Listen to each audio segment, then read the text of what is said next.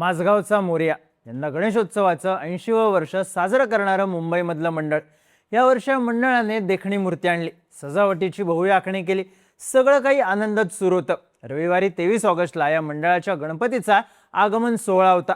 दुपारी आगमन सोहळा सुरू झाला आणि रात्री 9:15च्या सुमारास मूर्ती मंडपापासून 50 ते 60 मीटर अंतरावर होती.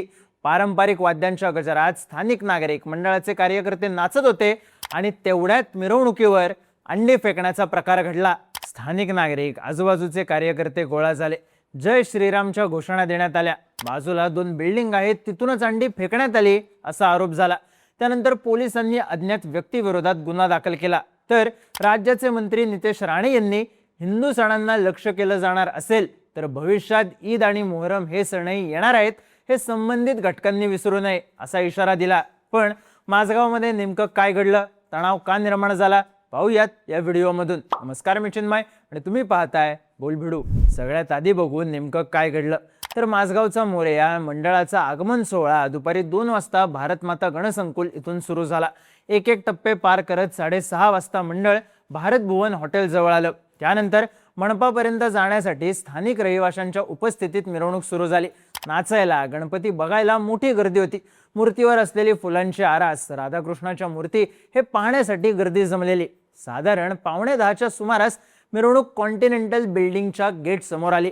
मंडळाचे सचिव योगेश हुरंबळे यांनी माध्यमांशी बोलताना दिलेल्या माहितीनुसार मूर्ती मंडपाच्या अगदी समोर होती. स्थानिक नागरिक नाचण्यात गुंग होते आणि ते गुंग असताना समाजकंटकातला जो कोणी व्यक्ती असेल, मग तो कॉन्टिनेंटल सी विंग मधला असेल किंवा आमच्या मागे पिरामल अरण्य नावाची बिल्डिंग असेल तिथला असेल, या दोन्ही बिल्डिंग पैकी एका बिल्डिंग मधून मंडपाच्या समोर अंडी फेकण्यात आली. 2 अंडी फेकण्यात आली तेव्हा भायखळा पोलीस स्टेशनचे अधिकारी उपस्थित होते. त्यांनी हे सगळं पाहिलं. आमची गणपतीची मूर्ती काहीशी मागे होती. आमच्या मिरवणुकीवर अंडी फेकण्यात आली. त्यानंतर थोडाफार वादविवाद झाला.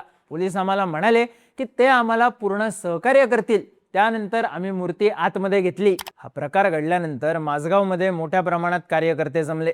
फक्त माझगावचा मोरया मंडळाचेच नाही तर आजूबाजूची मंडळं आणि भागातले सगळेच लोक रस्त्यावर उतरले. त्यामुळे गणपतीच्या मंडपाच्या समोर मोठी गर्दी जमलेली. जमलेल्या कार्यकर्त्यांनी जय श्रीरामच्या घोषणा द्यायला सुरुवात केली. टाळ्या वाजवत मोठ्या आवाजात आरती गात या घटनेचा निषेध केला. मोठ्या प्रमाणात गर्दी जमल्याने तणावाचं वातावरण तयार झालं. तेव्हा मंडळाच्या कार्यकर्त्यांना पोलिसांनी विनंती केली की तुम्ही गणपतीची मूर्ती मंडपात घेऊन जा, नाहीतर रस्त्यावरची गर्दी वाढेल. आपण याबद्दल लगेच कारवाई करू. त्यानंतर मूर्ती मंडपात नेण्यात आली. तरी कार्यकर्ते आणि भाविक रस्त्यावरच थांबले होते. जशी गर्दी वाढत चालली होती तसा तणाव वाढत होता. घोषणाही वाढत होत्या. पण पोलिसांनी कडेकोट बंदोबस्त ठेवत आणि कार्यकर्त्यांशी संवाद सुरू ठेवत शांतता राखण्यात यश मिळवलं. कार्यकर्ते आणि स्थानिक समाजकंटकांवर कारवाई करा यासाठी ठाम होते. जय श्रीरामच्या घोषणा देत कारवाईची मागणी करण्यात येत होती. त्यानंतर मंडळाच्या पदाधिकाऱ्यांनी ज्या 2 बिल्डिंग बद्दल संशय होता त्या बिल्डिंग मध्ये जात तिथल्या रहिवाशांशी चर्चा केली. हा प्रकार कुणीही केला असेल तरी त्याला शिक्षा करण्यात यावी. असे प्रकार घडता कामा नयेत असं सांगण्यात आलं. या सगळ्याबद्दल मंडळाचे सचिव योगेश हुरंबळे यांनी माध्यमांशी बोलताना सांगितलं, कॉन्टिनेंटल सी विंग मधल्या कोणीतरी हे केलं असावं असा आम्हाला संशय आहे. कारण पिरामल अरण्यमधल्या लोकांशी आमचे चांगले संबंध आहेत आणि ती बिल्डिंग हाय राईज असल्यामुळे मंडपापासून लांब आहे. पण पोलीस त्यांच्या पद्धतीने तपास करतील, आमचा त्यांच्यावर पूर्ण विश्वास आहे. तर या सगळ्यात प्रश्न पडतो की मंडळाच्या कार्यकर्त्यांना कॉन्टिनेंटल सी विंग बद्दल संशय का आहे. तर मंडळाच्या पदाधिकाऱ्यांनी माध्यमांना दिलेल्या माहितीनुसार माझगावच्या या भागात हिंदू मुस्लिम असे दोन्ही समाज कित्येक वर्षांपासून एकत्र राहतात. कॉन्टिनेंटल बिल्डिंगच्या समोरच गणपती बसतो, पण या जागेवर कुठलं पार्किंग नव्हतं, त्यामुळे कुणालाच हरकत नव्हती. 2 वर्षांपूर्वी कॉन्टिनेंटल सी विंगचं काम पूर्ण झालं आणि लोक इथे राहायला आले. गणपती असेल, नवरात्र असेल, सगळे कार्यक्रम इथे होतात. मुस्लिम बांधव सुद्धा यात सहभागी होतात.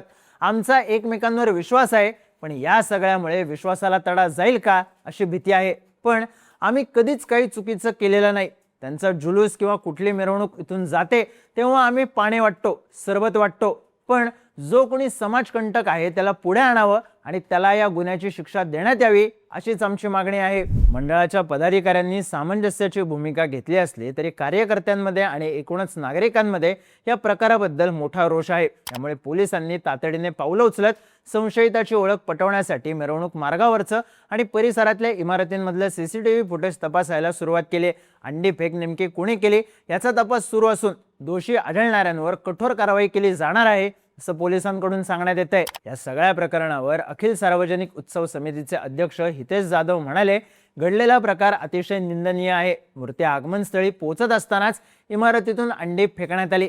आम्ही पोलिसांना अजामीनपात्र कलमांखाली गुन्हा दाखल करून चौकशी करण्याची विनंती केली आहे। इथला तणाव हा मोठ्या प्रमाणात वाढला आहे, त्यामुळे 24 तासात तपास करावा अशी आमची विनंती आहे। तर भायखळा पोलिसांनी या सगळ्या प्रकरणात 23 तारखेला रात्री उशिरा तक्रार दाखल केली। संशयित आरोपीवर BNSचं कलम 299 जाणीवपूर्वक आणि द्वेषपूर्ण कृत्यांद्वारे कोणत्याही वर्गाच्या धार्मिक भावना दुखावणे लावण्यात आला आहे। या प्रकरणात अद्याप कोणालाही अटक झाली नसली तरी पोलिसांच्या डिटेक्शन टीम्सकडून या प्रकरणाचा सखोल तपास सुरू आहे। परिसरातल्या इमारतींमध्ये जाऊन चौकशी केली जात असून सीसीटीव्ही फुटेजसह इतर बाबींची तपासणी केली जाते। अंडी नेमकी कुठून आणि कोणी फेकली याचा शोध घेण्यासाठी पोलिसांकडून तपासाला वेग देण्यात आलाय। पण ही घटना घडल्यानंतर इथं 2 गटात बाचाबाची झाल्याचा, काही संघटनांचे कार्यकर्ते गोळ्या झाल्याचा दावाही काही बातम्यांमधून करण्यात आला। त्यानंतर या सगळ्या प्रकाराबद्दल बोलताना राज्याचे मत्स्य व्यवसाय व बंदरे मंत्री नितेश राणे यांनी गंभीर इशारा दिलाय। माध्यमांशी बोलताना नितेश राणे म्हणाले, राज्यात हिंदुत्ववादी विचारांचं सरकार असताना हिंदू सणांवर आणि त्यांच्या मिरवणुकांवर असे हल्ले होणं ही गंभीर बाब आहे। हे असले प्रकार अजिबात सहन केले जाणार नाहीत।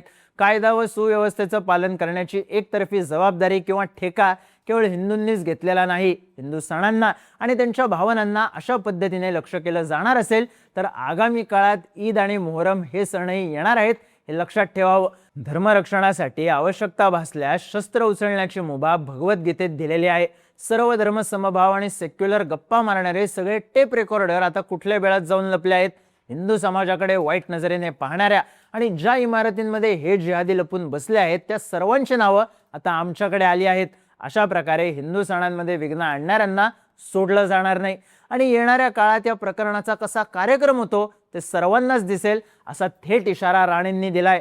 सध्या माझगाव मधला तणाव काहीसा शांत झाला असला तरी या घटनेमुळे उत्सवाच्या पावित्र्याला आणि शांततेला गालबोट लागल्याची चर्चा आहे। पोलिसांनी तपासाला वेग दिला असला, FIR करण्यात आली असली तरी अद्याप आरोपीला अटक झालेली नाही। त्यामुळे आरोपीवर काय कारवाई केली जाते हे पाहणं महत्त्वाचं असणार आहे, कारण माझगावच्या मोरयाच्या 80 वर्षांच्या परंपरेत अशी घटना कधीच घडली नव्हती।